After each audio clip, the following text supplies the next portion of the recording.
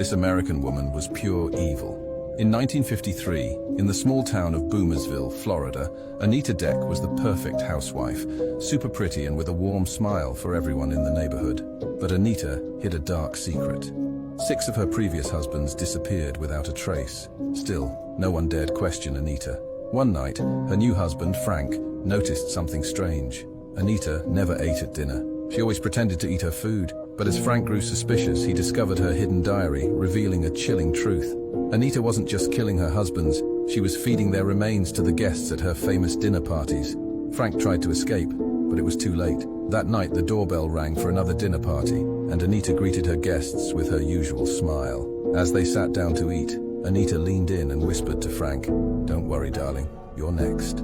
At that moment, Frank found the bathroom as an excuse to finally escape. He managed to reach the police station and inform them of what was going on. Once the police got there, the house was empty, but when the police searched the basement, the story was much darker than they knew. This American cop was pure evil.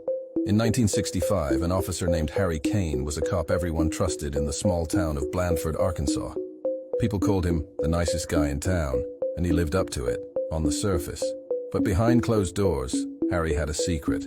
None of the criminals he arrested ever made it to jail. One night, a young rookie officer named Justin Time noticed something odd. Harry never wrote reports. He joked that paperwork was for losers, but Justin couldn't shake the feeling that something wasn't right. Curious, Justin followed Harry one night when he took a drunk driver into custody. Instead of heading to the station, Harry drove into the woods.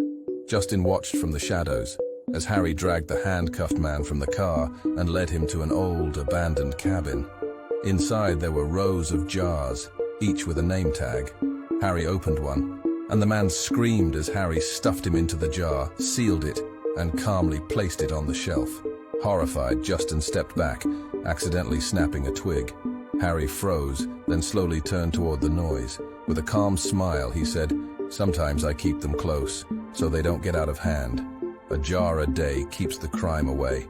Thankfully, Justin managed to get away and report everything he saw. But by the time police got to the cabin, Harry was gone. The officers opened the jars, and what they saw was pure horror. This ice cream shop owner's secret ingredient was truly disturbing. Hugh Mungus was the owner of a very successful ice cream shop called the Sugar Rush in Miami during the 1980s. He was a local celebrity in the area, even appearing in a Bee Gees music video. Everyone loved him, and his famous saying, which was "My milkshakes brings all the boys to the yard." For some reason, there was just something about his ice cream that would always leave you wanting more. Many of his customers would come by several times a day, every single day. When people would ask why his ice cream was so good, he would always say, "It's my secret ingredient." One day, a local food inspector would come into the shop in disguise and order just a basic ice cream cone for a reasonable price of $69. He really enjoyed the ice cream, but didn't understand the hype surrounding it. The inspector would go home that night and go to bed, but would quickly be awoken by a severe craving of ice cream. The craving was so bad that he drove to the ice cream shop at 3 in the morning even though they were closed.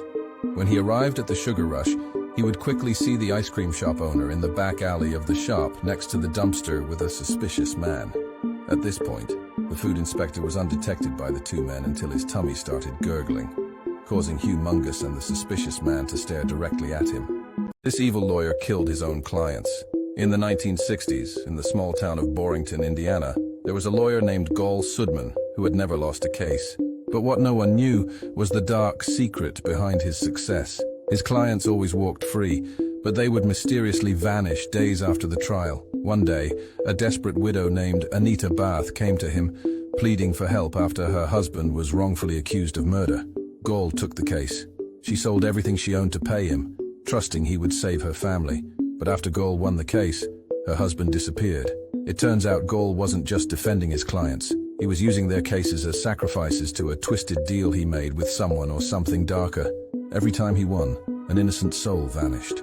Sure, they didn't go to prison, but they vanished. When the woman complained to Gol and asked where her husband is, he said, "You asked me to save your husband from prison by any means possible, and I have done that, but your husband is gone." 3 years later, the woman finally came out and reported her husband as missing, but the lawyer was nowhere to be found. investigators came to the conclusion that the clients were either dead or sent out of the country, being used as slaves by the people Gall made deals with, the same people who would make sure he wins every case. This is the dark history of the Minions. In 1967, New York City, there was a man named Phil Mycrack.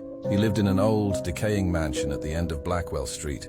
People whispered that no one had seen Phil in years, but strange noises came from his basement late at night, like gears grinding in the dark. One summer night, a young kid named Kevin decided to find out for himself.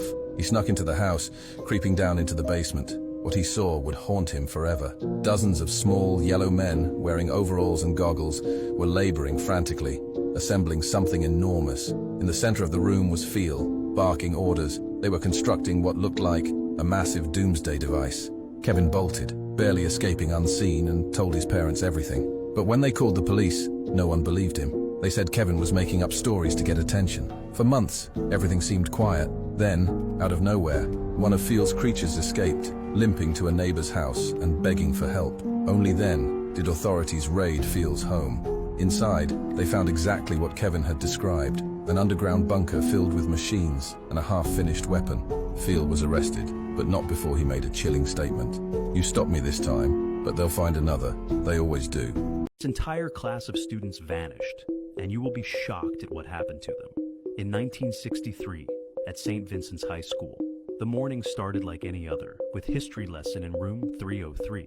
But halfway through the lesson, the teacher, Mr. Walker, stepped out for a moment. When he returned, every single student was gone. The police were called, and an intense investigation began. Desks were left untouched, backpacks on the floor, as if the students had simply evaporated. Some said they ran away, others believed a kidnapper was involved. But there was no sign of a struggle, and the classroom windows remained locked from the inside. A few days later, the janitor, an old man named Frank, came forward. He said he had found something disturbing in the basement, a set of old, dusty textbooks, identical to the ones the missing students used, only dated 1913. Inside, there were names written on the covers, the names of the missing kids, and next to each name, the word returned. The school records revealed that a class of 30 students had vanished 50 years earlier, in 1913. They were never found. Were they from the past and traveled to the future, and now somehow traveled back to the past?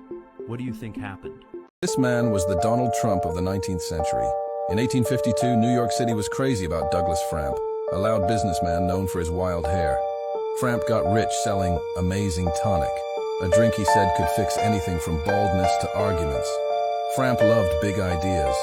He wanted to build a super tall building called Framp Tower that would touch the sky. When the city said no, he decided to run for mayor, saying he'd make New York great again. His election events were wild. Framp would show up in a fancy gold carriage, throwing pennies to people and yelling, "I'm rich and you will be too." He said he'd build a wall around Manhattan to keep out bad people from New Jersey. But Framp's luck ran out when people found out his tonic was just watered-down whiskey and bear fat. Angry crowds chased him, so he ran away to Canada. To this day, old-timers in New York claim that on quiet nights, you can still hear the ghost of Douglas Framp haunting Wall Street, shouting fake news at people passing by. This American woman killed 300 people in one day. In the quiet town of Goobersville, Indiana, in 1949, a woman named Aileen G. Anus was the beloved lunch lady at Sunnydale High. For 20 years, Aileen served meals with a smile.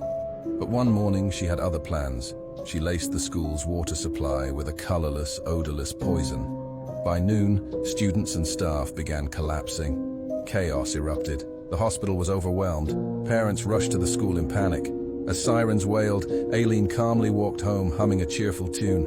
The death toll rose to 352 lives lost. An entire generation of Sunnydale gone. Aileen was found in her kitchen, baking cookies and listening to the radio. Her only words upon arrest, "I was saving them from the pain of living." Investigators later discovered 20 years' worth of journals detailing her plans.